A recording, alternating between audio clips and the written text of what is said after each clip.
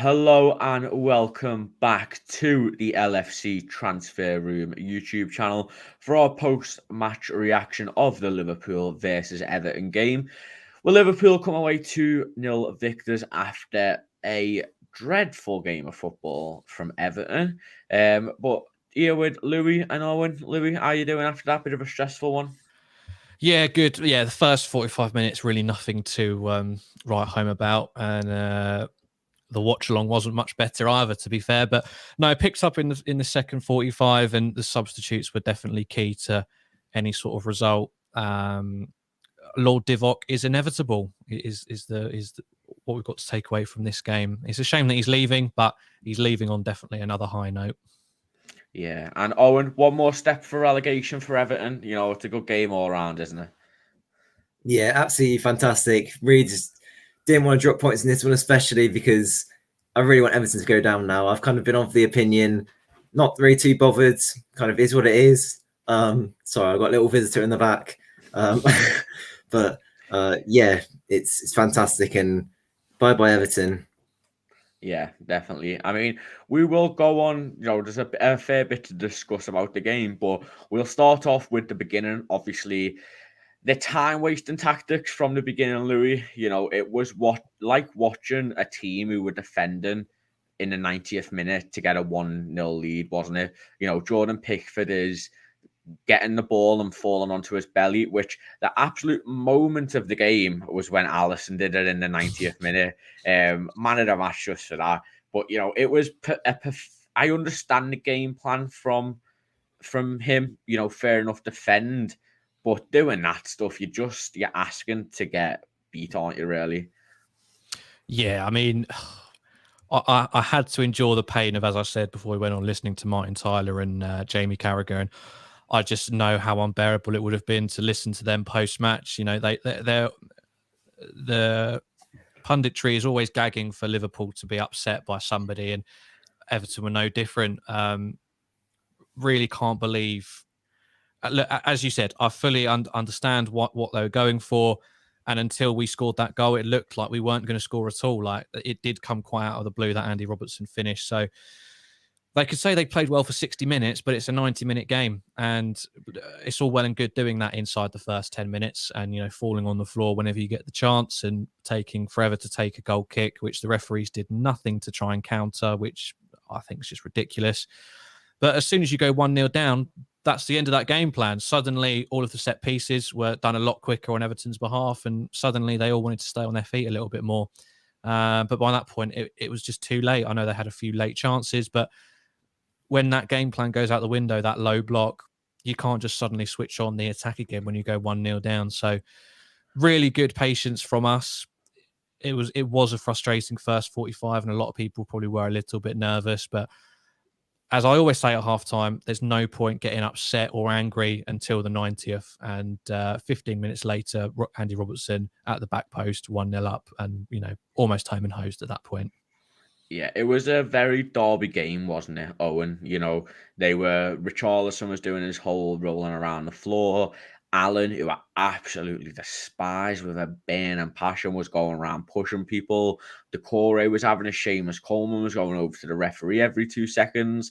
It was just such a nervy game to watch, wasn't it? And you just like, they're going to get somebody sent off here. It felt like that's what their ultimate goal was, wasn't it? To try and wind up our players. And I think the only real moment of lapse from our players was that Mané incident where he sort of hit out a Holgate. Yeah. But apart from that, we dealt with it really well. But we have seen in the past that some players do crumble under the pressure, don't they? Yeah, Mané got really lucky there, I think. But on the whole, it felt like a proper derby. We haven't seen something like that in a long time, really. And even though we play United, it's all felt quite clean. And I like to see a bit of fierce there. I like to see a bit of rivalry, and it's great to see obviously two teams both playing for their absolute lives. We needed to win that game to keep any hope of winning the league alive, and they need to win that game as well, because now they're in the relegation zone and they don't look like they're gonna come back up out of it at the minute. I think Burnley had a great win against Wolves, so look, they're going to be absolutely fighting for their lives. Leeds now coming into the picture So look, at the end of the day, all I care about is we got the win. And I think you need to put emphasis on Richarlison as well. What an absolute, I don't even know a word to describe him as, honestly. I just hate that guy. Yeah, absolute horrible player. And, you know, the fact that we went down, I think Jamie Carragher said it really well. You know, he went down off literally nothing, and he's got his player booked, his own player, when he's not here. You know, if that was Klopp, he'd probably be dropped or, you know, have a few stern words. But Louis, Helios said this, or Helio, how do you say his name? You should probably know I always more. say Hyler. I haven't been Hyler. corrected yet. Hyler. I feel like that sounds a bit wrong. Yeah. But, you know, Hyler said here, the double sub changed the game. It did, didn't it? You know, Divock Origi, come on, did what he does against Everton, was really good in a link-up play with Mohamed Salah for the first goal and the second goal in the right position. You know, no matter what anybody thinks of him, he's going to go down as a Liverpool legend, as Jurgen Klopp has said to him. And, you know, this might be his farewell game, and what a farewell game it is. Yeah, he's got Everton on strings. If we look back through his goal scoring record, it must be Everton he scored the most goals against. And Jamie Carragher, one interesting thing he did say was that if this wasn't Everton and we were in the same position, he doubts that Origi would have come on. And I do agree with that. I think Klopp knows that there's almost not superstition, but there's just something about Origi and last minute goals against Everton that draws him. And no, he was gargantuan when he came on. A little bit dodgy when he tries to help out defensively, tried a back heel in a really stupid position and ended up giving Everton a free kick in a good position to get it into the box. But in the attacking third, obviously coming on, making an instant impact, helping out with the first goal. Didn't get the assist, obviously that was Salah, but still helping out, small, close, controlled touches in the box. And then, of course, that winner as well. Didn't really get to celebrate it much because I was convinced it was offside, but I don't know what the Everton backline were doing there. They had two people just completely out of position. Yeah, Mason Holgate was just like 10 feet ahead of everybody for some reason. Yeah, very, very deep for no reason. And but yeah, as you say, the substitutes did absolutely win that game. And as much as you can maybe say that it was a bad performance from that in the first 45 minutes, that's what substitutes are there for, to come on and change the game. And ultimately, before that, we'd restricted them to chances, to a very limited number of chances anyway. But again, Luis Diaz, what a player he looks like. Still not an assist or a goal. Or no, sorry, he does get an assist for the second goal, doesn't he? But yeah, whether he gets one or not, he's just always making an impact. Looks like he can beat a man at any point, always running, getting the ball into the box. He's a massive part of what we can do in these last few weeks of the season. Yeah, if you are new as well, please do leave a like on the video and subscribe to the channel. Helps us out a bunch, and make sure to get your comments, and we'll bring some of the comments up. But Owen, going on to Luis Diaz, you know, it felt a bit strange not to start him, considering how well he has performed, and you know, with Seamus Coleman being on the wing, and we've seen Jota hasn't really flourished on the left wing.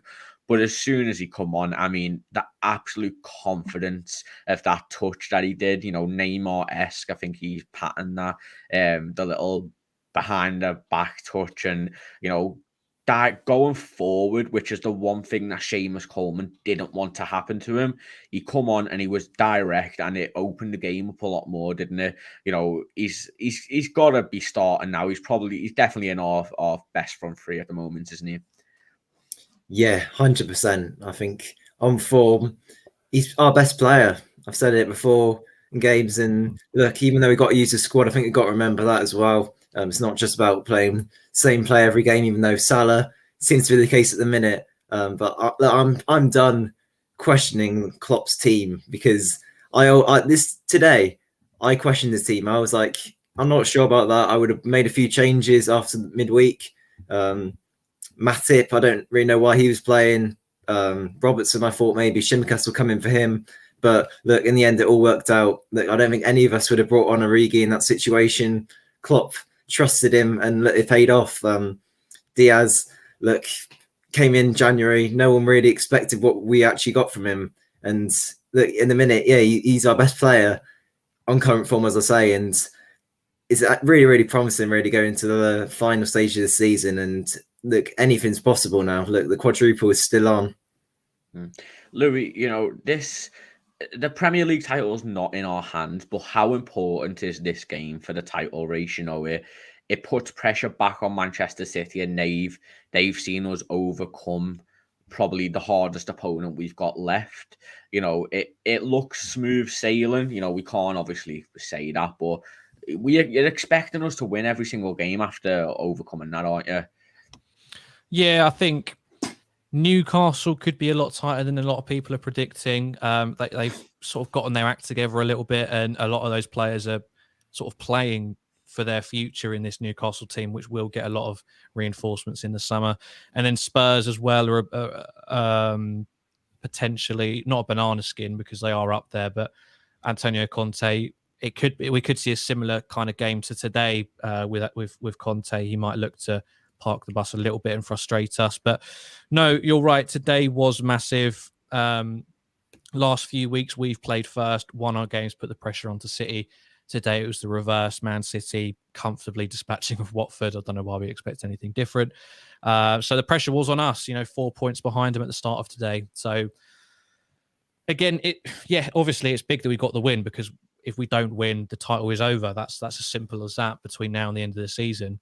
But in terms of the effect on City psyche, I wouldn't expect much. We every time something goes our way, we try to write off City and think that they're collapsing or they're losing their edge a little bit, but they always come back stronger. So we've got to hope. At the end of the day, the title is not in our hands, as you say. It's all down to hope that one of these last 5 teams can grab something from City, but that'll be purely down to a masterclass from whichever manager that is, and maybe a slightly off day for City. But there's not much else we can do apart from win all those games. Yeah, 100%. Jen, as usual, we always appreciate your donations to the channel. They get put straight back in to making videos and content for everyone. So I massively appreciate that. But Owen, going on to Everton, it looks grim for them, doesn't it? Burnley are having a new manager bounce now with Benby, out of all people. They're won back-to-back. Yeah, they've won back-to-back games, and it's looking a bad situation for Everton. Do you think they'll end up in the Championship next year? It would be funny, wouldn't it? It would be so hilarious. And the thing is, though, even if they go down, they're not coming back up. Their financial situation is messed up, put it like that. They're such a badly run football club, and yeah, we won't be seeing them for a long, long time if they do go down. Look, Derby Day is fantastic. We all love it. Kind of brings a bit of spice to the season, really, for us.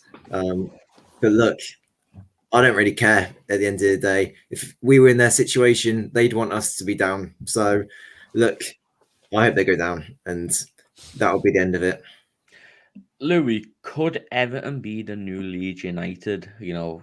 At the top of the game, steady Premier League side, and then all of a sudden they're just down in the Championship for 20 years. It's not impossible, is it?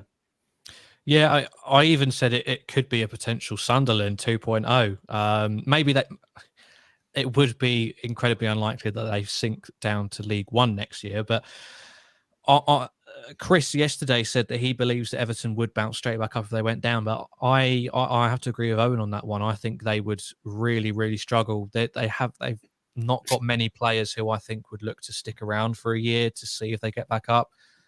Richarlison would bounce straight away. He doesn't give a crap about that club. Like, for as long as he's been there, he won't give a toss and would have no doubt about leaving. Their midfield would all go. Not many of their defenders would be able to stay. Maybe Michael Keane would stay. Seamus Coleman would stay, but that's not saying much either. And Pickford would go as well. So going down would be a disaster. Some people think it might be the best thing that happens. They can reset. For me, worst thing that could happen. They need to stay up and try and sort things out whilst they're in the Premier League. If they go down to the Championship, less money coming in, already dire financial situation, players jumping ship left, right, and centre. They'll have no spine left next year. This could be the start of a very, very dark period in their history. And quite frankly, I'm looking forward to it. I can't wait to see what happens next. Yeah, I mean, where does Pickford go? I think he's a championship keeper, if I'm being honest. I don't think any Premier League clubs pick him up. Maybe as a second choice, you never know. But going into man of the match for the game, the first half, I think we can discard it. Nothing really happened. The second half, though, there's a couple of players, Andy Robertson, Mohamed Salah really turned up in the second half. Luis Diaz came on and changed the game, but I'm going to go with the Lord and Saviour Divock Origi. Potentially his final game for Liverpool. It had to be against Everton. It had to be a goal against Everton. It had to be a pre-assist against Everton. It was meant to be, but that's my mind of match, Louis. I'll go on to yours.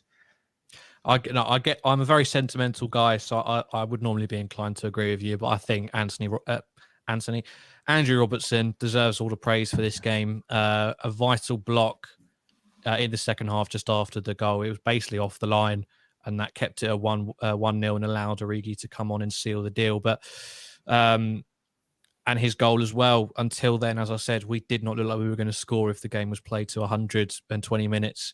And it was out of nowhere, really, and a well-taken goal when plenty of others might have scuffed it slightly. So for me, I think he's had a difficult season as well. Andy Robertson at the start, a lot of people starting to write him off slightly, saying Tsimikas should be starting more often. Maybe that's still a point to be had, but I think second half of the season he's been very underrated.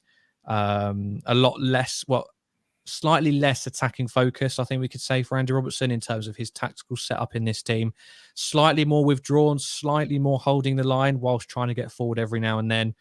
And I think today, with the impacts that he made on the team, with the goal, with that block off the line, I think he deserves to have the credit for today. So he's my man of the match. Owen, over to you.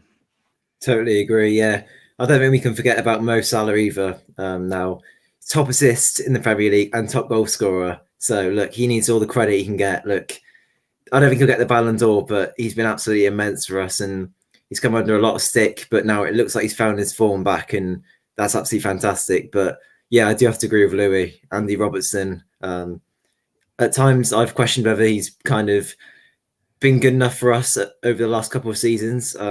But look, today he was absolutely faultless. Driving forwards, looked back to his best, took a really nice goal with that header. So look, yeah, I don't think you can look past him really. Obviously, Origi, look, for the sentimental side, yeah, why not? But look, Robertson's been fantastic. Yeah, definitely. I think it's between them two, and Mo Salah as well. But if you are new to the channel, please do leave a like on the video. It helps us out a lot. Also, subscribe to the channel as well.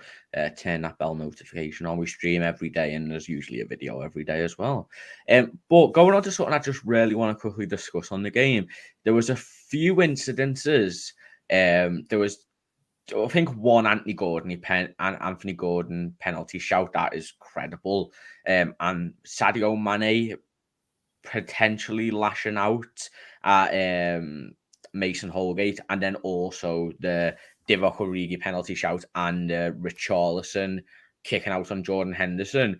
I'll just pass it to you guys and what do you think on each of the situation? I think really the red card situations more than anything are probably the ones to talk about, Louis. I don't think the penalties were really, there was nothing in them, was there? Yeah, I mean, the penalty with Anthony Gordon, who, look, let's be fair, he had quite a decent game. He looks quite good. It was very reminiscent of the one that was given against Dejan Lovren a few years ago, where the player cuts across him, goes down. Because until that point, there's literally no reason for Matip to foul him. There's no reason for him to shove him over because the ball's going out of play.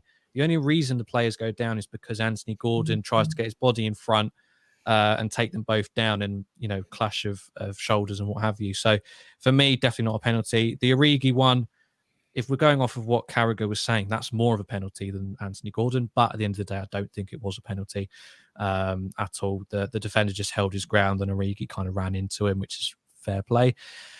The red cards, though, I know they're both towards Everton players and it's a lot of bias involved, but I would have Sorry, no, the Mane one. The Mane one probably was a red card, if we're being honest with ourselves. It was a stupid decision. I don't know why what was said that invoked him to try and lash out in that way.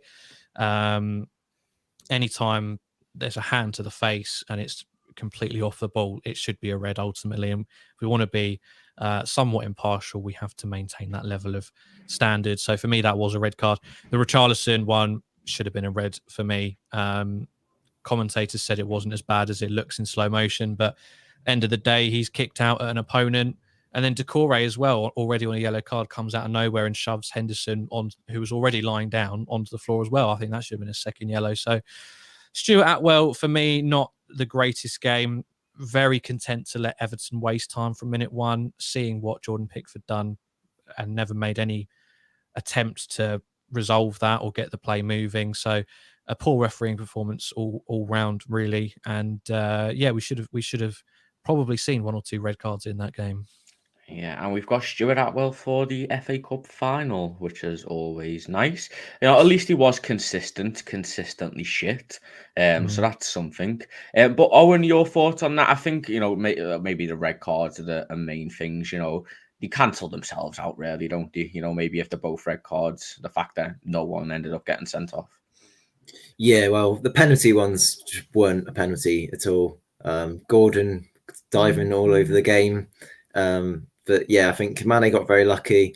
It was a finger to the eye from what I saw. So look, at the end of the day, if I was against Liverpool, I'd be absolutely shouting for it. So you have to stay fair there. And Richarlison, I think he should have been red carded. I'm surprised he wasn't even already on a yellow, if I'm being totally honest. And from what Louis just said, Decore got very lucky as well. How was that not a second yellow? Running over to him and just pushing him when he's on the floor. It's absolutely crazy. And Stuart Attwell didn't have a good game today. The fact that the first half there was 2 minutes of stoppage time, really, that was 2 minutes when we were in the 58th or 48th minute as well. So there should have been literally about 7 minutes added on. But just really quickly as well on the Decore thing, we saw it given in the Champions League against Sadio Mane when the AC Milan player kicked him. I think it was AC Milan. Atletico, yeah, sorry. When the Atletico Madrid player just kicked him, Decore done the exact same thing there, didn't he? There's a shout for a red card if he hasn't went for the ball. He has clearly went for the man, and it's not like it was just a soft little tackle. He's booted Fabinho with no intention of getting the ball. Surely in the laws of the game, that's a red card.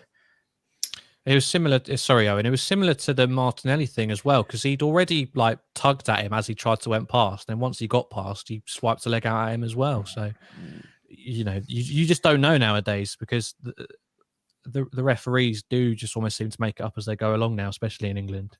Yeah, definitely. Just really quickly before we sign off, the Villarreal game on Wednesday, I think. Yeah. We're going to be seeing a very similar game. They're going to sit back in 2 blocks of 4 and, defend for their lives and try and hit us on the counter attack. That was a good warm up for the players, weren't it, of what to expect, Louis? Yeah, and I think it's given Klopp food for thought. I'm sure he knows who he's going to play anyway, but seeing the impact that Luis Diaz has, his ability to drive at players and just disrupt that back 4 will be vital. So I fully expect to see him play.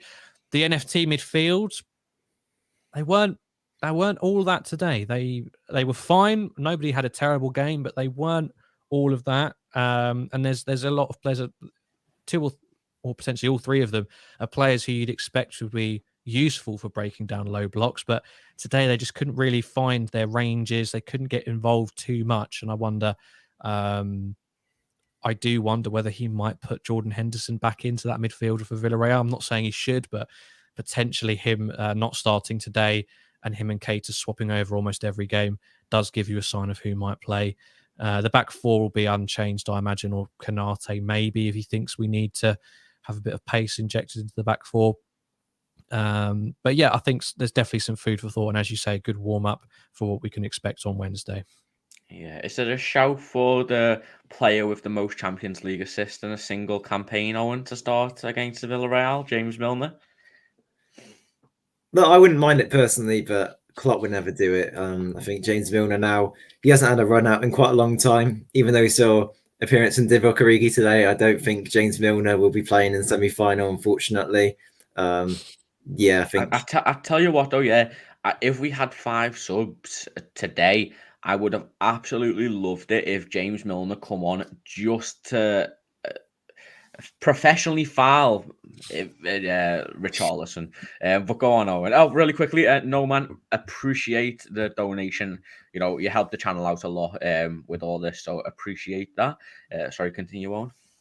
Yeah, I would have loved James Milner just to come on today, just to kind of be there for the physical fight, if you like. Yeah, that would have been fantastic. But yeah, he probably would have ended up getting that kind of yellow card he gets every single game. So, look, at the end of the day, we're going to win the quadruple, and that's all that matters. And look, like I think we got the momentum now, and look, we're absolutely playing fantastic football. Look, and the way you can tell that is, doesn't matter what's happening, we're finding a way to win football matches, and that's what all great teams do. And yeah, bring it on. Yeah, definitely. Louis, Owen, appreciate you guys for joining us today. Everybody in chat, thank you for coming on the stream. If you are new, please do leave a like on the video, and if you're new to the channel, subscribe. You know, we produce amazing content over here. We've got Louis for all the watch alongs. We do post-match, pre-match videos every day. You know, there's nothing to dislike, and when we get into the summer, that's when the content will really start flowing. So yeah, make sure you are subscribed for all that good stuff. But go and check out everyone's socials as well. I forgot to say that. But everyone, thank you for joining. Everton are going down. Let's go, baby.